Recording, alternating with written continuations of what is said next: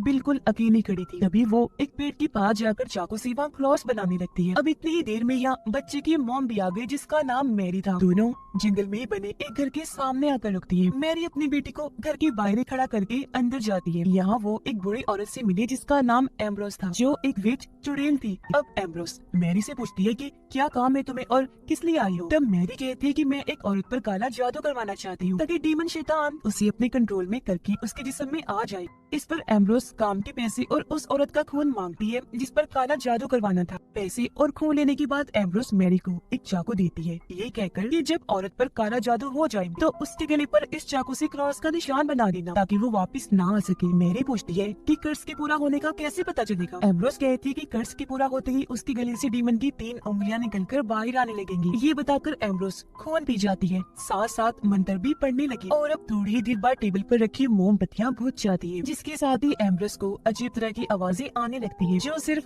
Cursed इंसान को ही सुनाई दिया करती थी। पर यहाँ सोचने वाली बात ये है कि एम्ब्रोस को ये आवाजें क्यों सुनाई दे रही थी, जिसके साथ ही उसे पता चल भी गया कि असल में मैरी ने मुझ पर ही काला जादू करवा के कर्स्ड किया है। वो गुस्से में मैरी से पूछती है कि ये सब क्यों किया और तुम्हारे पास मेरा खून कैसे आया। मैरी गुस्से में बताती है कि ये मेरी बेटी ने निकाला था जब तुम सो रही थी। और अब तभी एक डीमन पूरी तरह से एम्ब्रोस को पोजेस्ड कर लेता है। मैरी चाकू से एम्ब्रोस के गले पर क्रॉस का निशान बना देती है। इतनी ही देर में मैरी की बेटी भी अंदर आ गई जिसे वो बाहर खड़ा करके आई थी। उसे देखते ही एम्ब्रोस जल्दी से पकड़ लेती है ताकि मेरे अंदर का डीमन उसके अंदर चला जाए। पर जब डीमन की उंगलियां उसके अंदर जाने लगी थी तो बच्ची दांतों से उसकी उंगली पर काट लेती है, जिसके बाद दोनों माँ बेटी वहाँ से भागकर बाहर आ जाती है, जबकि घर के अंदर एम्ब्रोस डीमन की वजह से चिल्ला रही थी। अब हम एक रिचुअल जादू वाली किताब को देखते हैं जो दरअसल डीमन की ही थी। उसके अंदर मैरी की तस्वीर रखी हुई थी जिसका मतलब एम्ब्रोस ने उस पर जादू किया था, जिसका बदला आज उसने ले ही लिया। अब यहाँ से कहानी आ जाती है 3 महीने के बाद। हम एली नाम की एक लड़की को देखते हैं,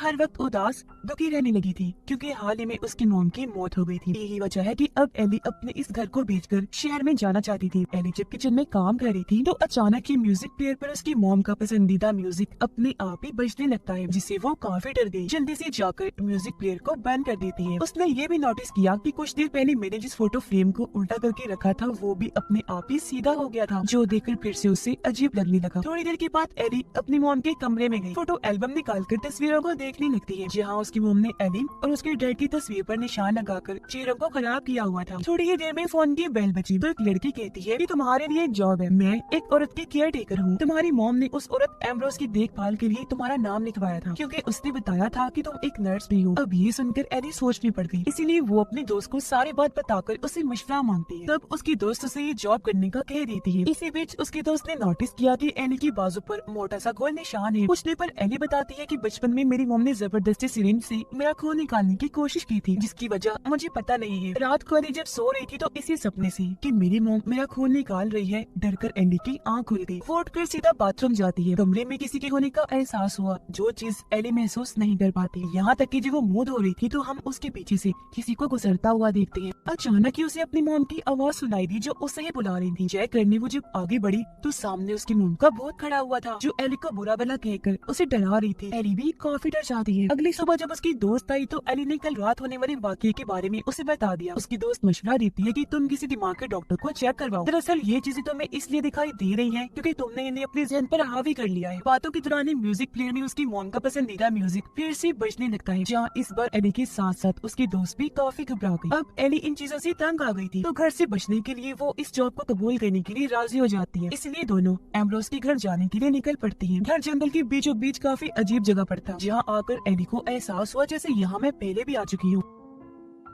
ये जब दरवाजे पर पहुंची तो वहाँ वही केयर टेकर खड़ी हुई थी जिसने एली को फोन किया। वो इन्हें पूरा घर दिखाकर एम्ब्रोस के कमरे में लेकर गई। बताती है कि ये इस वक्त कोमा में है। बूढ़ी औरत एम्ब्रोस की एक बेटी भी थी जो इन्हें छोड़कर चली गई थी। और अब जैसे ये लोग कमरे से बाहर आए एकदम से एम्ब्रोस आंखें खोलती है जो देखते ही देखते पूरी तरह काली हो गई थी, यानी कि वो कोमा में नहीं बल्कि पोजेस्ड थी। अब यहाँ का सब कुछ एली की दोस्त को काफी अजीब लगा, इसलिए अब वो नहीं चाहती थी कि वो यहाँ जॉब करे। ये बात उसने एली को भी कही, पर क्योंकि वो हाँ कर चुकी थी तो अब उसे यहाँ रुकना ही था। जैसे तैसे वो अपनी दोस्त को मनाकर यहाँ से भेज देती है। तभी केयर टेकर भी चली गई और अब एली एम्ब्रोस के पास आकर उसे बात करने की कोशिश करती है, अपने बारे में बताने लगी। देखती है कि एम्ब्रोस के टांगों पर भी अजीब तरह के निशान बने हुए हैं। अचानक ही एम्ब्रोस आंखें खोलती है। उसकी तबीयत बिगड़ने लगी क्योंकि मुंह से अजीब तरह का चिपचिपा लिक्विड निकलने लगता है, जिसे देखकर एली काफी घबरा गई। वो टिश्यू से उसे साफ करती है। अब अचानक ही दरवाजा अपने आप ही बंद होने खुलने लगता है, जिसके साथ ही उसकी मॉम की आवाज आने लगी जो एली को बुला रही थी। वो घबरा तो रही थी लेकिन आवाज का पीछा करते हुए बाहर गई, जहाँ दूर मैरी की बेटी खड़ी थी। वो एकदम चुप थी, गौर से एली को देख रही थी। रात के वक्त एली जब घर से बाहर बैठी हुई थी तो उसे फिर से अपनी मॉम की आवाज सुनाई देने लगती है, पर इस बार वो नजरअंदाज करके एम्ब्रोस के कमरे में गई उसे चेक करने, जहाँ उसकी आंख लग जाती है। इस बीच डीमन का हाथ एम्ब्रोस की मुंह से बाहर आने लगा ताकि एली के अंदर जा सके, पर जैसे उसकी उंगली एली की मुंह के पास आई तभी फोन की बेल बज जाती है, जिससे एली की आंख खुल गई और डीमन का हाथ वहाँ से गायब हो जाता है। फोन पर उसकी दोस्त होती है जो उसका हालचाल पूछ रही थी, और अब अचानक ही जोर से खिड़की पर आकर कोई चीज लग जाती है, जिससे खिड़की का कांच टूट गया। चेक करने एली जब बाहर आई तो दरवाजे के सामने गला सड़ा सेब पड़ा हुआ था, जिसके साथ एक नोट को भी लगाया हुआ था। उसे वार्न किया जा रहा था कि वो यहाँ से चली जाए वरना अच्छा नहीं होगा। एली देखती है कि सेब में से कीड़े निकल रहे हैं, इसलिए वो फौरन सेब फेंक देती है। उसे अजीब लगा इसलिए पुलिस को यहाँ बुला लेती है। पुलिस ऑफिसर जब आया तो सेब को देखकर कहता है कि ये किसी बच्चे की शरारत लग रही है। आगे वो बताता है कि इस जगह के बारे में कई सारी अजीब बातें मशहूर हैं, लेकिन मैं उनको सिर्फ मनगढ़ंत बातें ही समझता हूँ। अगली सुबह एली जब जॉगिंग कर रही थी तो उसे फिर से मेरी की बेटी नजर आती है। इस बार भी वो शार्प खड़ी होकर एली को ही देख रही थी। यहाँ वो उससे बात करने की कोशिश करने लगी, लेकिन वो बच्ची बिना कोई जवाब दिए वहाँ से भाग जाती है। घर आने पर फिर से उसकी दोस्त का फोन आया। एली जब फोन उठाती है तो उसकी दोस्त ने बताया कि मैं केयर टेकर के बारे में छानबीन कर रही हूँ, क्योंकि वो मुझे काफी अजीब औरत लगी थी। और हाँ,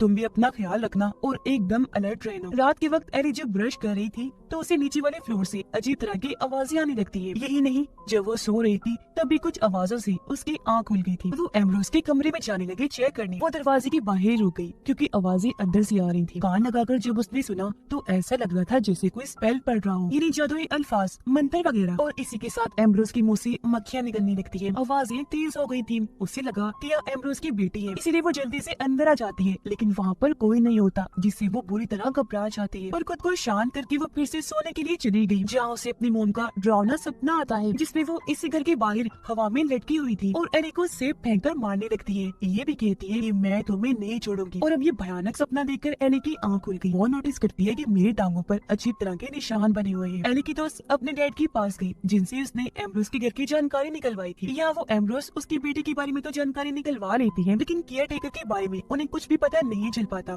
उधर एली से मिलने मैरी और उसकी बेटी आती है। यहाँ मैरी अपनी बेटी को इसलिए लाई थी ताकि वो एली से माफी मांगे, क्योंकि उसने ही उस रात सेब के साथ वो नोट फेंका था। साथ ही वो एली को ये भी कहती है कि तुम्हें यहाँ नहीं होना चाहिए, मैं तुम्हें बस स्टेशन तक छोड़ आती हूँ, मैं घर चली जाऊँ, क्योंकि यही तुम्हारे लिए बेहतर है। एम्ब्रोस तो कब की मर चुकी है और अंदर जो लेटी है वो एम्ब्रोस नहीं, एक डीमन है। उसकी बातों पर एली को यकीन नहीं आता, इसलिए मैरी बताती है कि दोनों माँ बेटी को मैंने हेल में कैद किया था। अब एम्ब्रोस की बेटी अपनी माँ और खुद को वहाँ से आजाद करना चाहती है, जिसके लिए उन्हें एक जवान लड़की का जिस्म चाहिए, और वो हो तुम, जो उनको मिल गई, और वो तुम्हारे जरिए अपना ये मिशन अंजाम देंगी, तुम्हें एक तरह से अपने लिए इस्तेमाल करेंगी। ये सुनकर भी एली को यकीन नहीं आता, इसलिए वो पुलिस को यहाँ बुलाने की धमकी देती है। मैरी को कहती है कि जाओ यहाँ से, क्योंकि तुम फजूल बातें कर रही हो और तुम्हारी बेटी चोर है, इसने मेरा फोन चुराया है। मैरी कहती है कि मेरी बेटी कोई चोर वोर नहीं है, वो तुम्हें बस वार्न करने आई थी कि तुम यहाँ से चले जाओ। एली कहती है कि अगर यही बात है तो ये चीज वो जुबान से भी तो कह सकती थी ना, ये बोलते क्यों नहीं है। इस पर बच्ची अपना मुंह खोल कर दिखाती है और मैरी बताने लगी इसलिए कुछ नहीं बोलती क्योंकि इसकी जुबान नहीं है, जो देखकर एली को बहुत बुरा लगता है। उसे बच्ची पर तरस भी आया। मैरी एली को बताती है कि मेरी बेटी की जुबान पैदाइशी ही नहीं थी, डॉक्टर्स ने बताया कि जुबान उसकी थी, लेकिन जब वो पैदा हुई तो अंदर ही खत्म हो गई। मुझे पता है कि ऐसा क्यों हुआ, उसकी जुबान किसी ने खा ली थी जो उस वक्त मेरी बेटी के अंदर था। मुझे शक पड़ता है कि वो आज भी उसके अंदर ही है। वो यहाँ दरअसल डीमन की बात कर रही थी। और अब वो यहाँ बताती है कि एक बार मेरा हस्बैंड एम्ब्रोस की बेटी के प्यार में पड़ गया था, लेकिन जब मेरे हस्बैंड ने उसे छोड़ा तो वो दुखी होकर यहाँ से भाग गई। वो सब देखकर एम्ब्रोस को अपनी बेटी के लिए बहुत बुरा लगा। मेरे हस्बैंड से बदला लेने के लिए उसने उन पर और मेरे बच्चों पर काला जादू कर दिया। यही वजह है कि मेरी बेटी ऐसी पैदा हुई। उधर लाइब्रेरी में केयर टेकर एली की दोस्त पर नजर रखे हुए थी। यहाँ वो एम्ब्रोस और उसकी बेटी के बारे में पढ़कर घबरा जाती है और अब यहाँ उसे ये सब पता चल गया था कि असल में केयर टेकर ही एम्ब्रोस की बेटी है। एली कहती है कि मुझे काले जादू, डीमन स्पेल्स वगैरह पर यकीन नहीं है। मैरी कहती है कि पहले हम लोगों को भी नहीं था, लेकिन जब मेरी दूसरी बेटी पैदा हुई तो एक हफ्ते के बाद ही वो मर गई, हालांकि उसे कुछ था भी नहीं। बस तभी से हमें भी इन सब चीजों पर यकीन हो गया। सब चीजों का जिम्मेदार मेरा हस्बैंड खुद को मानती थी, जिसके बाद मैंने और मेरी बेटी ने एम्ब्रोस से इस चीज का बदला लिया, जिसके बाद वो फिर से एली को वार्न करती है कि वो यहाँ से चली जाए और खुद भी चली जाती है। एली की दोस्त जो पहले ही काफी घबराई हुई थी एली के लिए फिक्र होने लगी, इसीलिए वो फौरन वहाँ जाने के लिए निकल जाती है। रास्ते में बार बार वो उसे कॉल भी कर रही थी, लेकिन एली फोन नहीं उठाती। उधर एली को फिर से अजीब आवाजें आने लगी, तो चेक करने वो फिर से एम्ब्रोस के कमरे में गई, लेकिन वहाँ उसे कुछ भी अजीब नहीं मिलता। वो जब किचन में गई तो काम के दौरान उसे फर्श पर बने खुफिया दरवाजे का पता चल जाता है। ये दरवाजा खोलकर एली बेसमेंट में आ गई, जहाँ भी स्पेल्स डीमन के निशान बने हुए थे और इससे जुड़ी कई सारी चीजें भी वहाँ पड़ी हुई थी। यहाँ डीमन की वो किताब भी थी जो हमने शुरुआत में देखी थी, जिसके अंदर मैरी की तस्वीर पड़ी हुई थी, साथ ही उन लोगों की भी जिन पर एम्ब्रोस ने काला जादू स्पेल किया था। यहाँ एली को अपने डैड की भी तस्वीर मिली, मतलब उसकी मॉम ने भी अपने हस्बैंड पर काला जादू स्पेल करवाया था। यहीं पर एली को खून की छोटी सी बोतल भी मिली, जिस पर उसका ही नाम लिखा हुआ था। ये देख उसे काफी हैरत हुई, लेकिन तभी वो हाथ से छूटकर नीचे गिर गई, टूट जाती है। उसका सारा खून साया हो जाता है। अब तक एली खुद भी काफी डर गई थी, इसलिए वो ऊपर जाकर अपने दोस्त को कॉल करने लगी, लेकिन फोन लग ही नहीं रहा था। उधर एली की दोस्त के पास कोई एली बनकर मैसेज करता है कि मैं एम्ब्रोस के घर से आ गई हूँ। ये देखकर उसकी दोस्त को तसल्ली हुई, तो बीच रास्ते से वो गाड़ी मोड़ लेती है।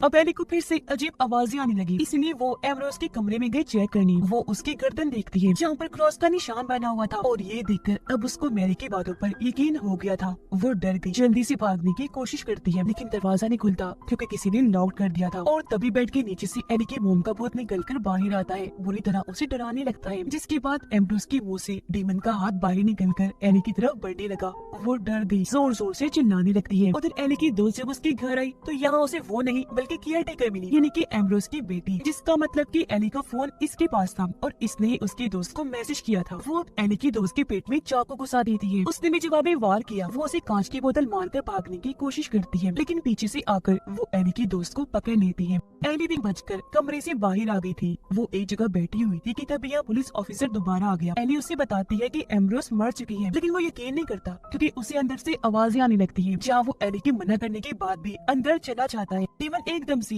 ऑफिसर पर झपट पड़ा, नीचे गिराकर उसकी जान ले लेता है। काफी देर तक भी ऑफिसर क्योंकि बाहर नहीं आया, इसलिए एली अंदर जाकर चेक करती है, जहाँ डीमन ऑफिसर की लाश को खा रहा था। ये भयानक नजारा देखकर वो डर गई, जल्दी से भागकर बाहर आई, दूसरे ऑफिसर से मदद मांगने लगती है। लेकिन तभी अचानक एली की दोस्त अपनी गाड़ी लेकर वहाँ आ जाती है। उसने गाड़ी जोर से ऑफिसर की गाड़ी को मारी, जिससे ऑफिसर की मौत हो जाती है। गाड़ी का भी बुरा हाल हो गया, लेकिन इसमें एली की दोस्त भी काफी जख्मी हो गई थी। एली को बहुत बुरा लगा। वो गाड़ी का दरवाजा खोलकर अपनी दोस्त को बाहर निकालती है, पर यहाँ एक ट्विस्ट आया। पता चला कि वो एली की दोस्त नहीं बल्कि एम्ब्रोस की बेटी है, जिसने उसकी दोस्त को मार दिया था, और अब वो यहाँ उसकी चेहरे की जेल लगाकर ही आई थी, जो देखकर एली को काफी बुरा लगा। और अब वो एली को भी मारकर बेहोश कर देती है। उसे जब होश आई तो सामने एम्ब्रोस की बेटी थी, जो उसका खून निकाल रही थी। साथ ही वो एली को बताती है कि तुम बचपन में अपनी मोम के साथ यहाँ आई थी। वो अपने हस्बैंड पर स्पेल काला जादू करवाने आई, पर क्योंकि उसके पास पैसे नहीं थे तो उसने हमें तुम्हारा खून दे दिया, जिसे मेरी मोम ने जरूरत के वक्त के लिए रख दिया था, पर वो खून तुमने बोतल तोड़कर जाया कर दिया, इसलिए अब मैंने फिर से तुम्हारा खून निकाल लिया है। तुम्हारी मोम जानती थी कि ये वक्त जरूर आएगा,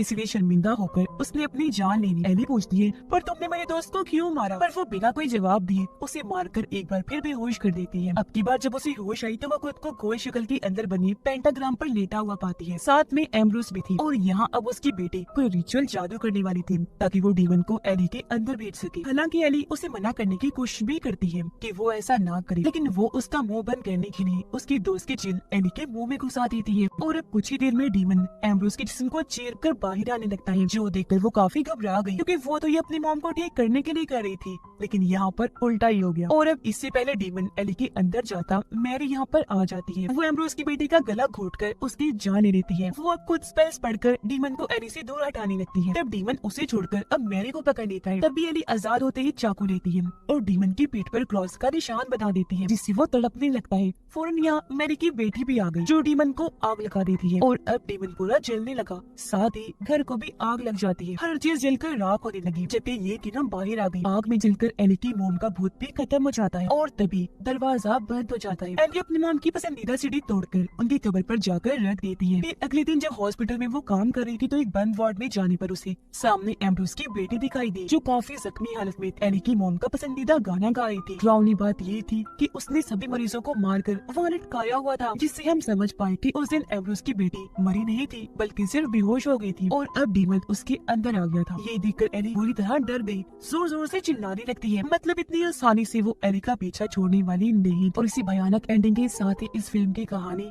यहीं पर खत्म हो जाती है।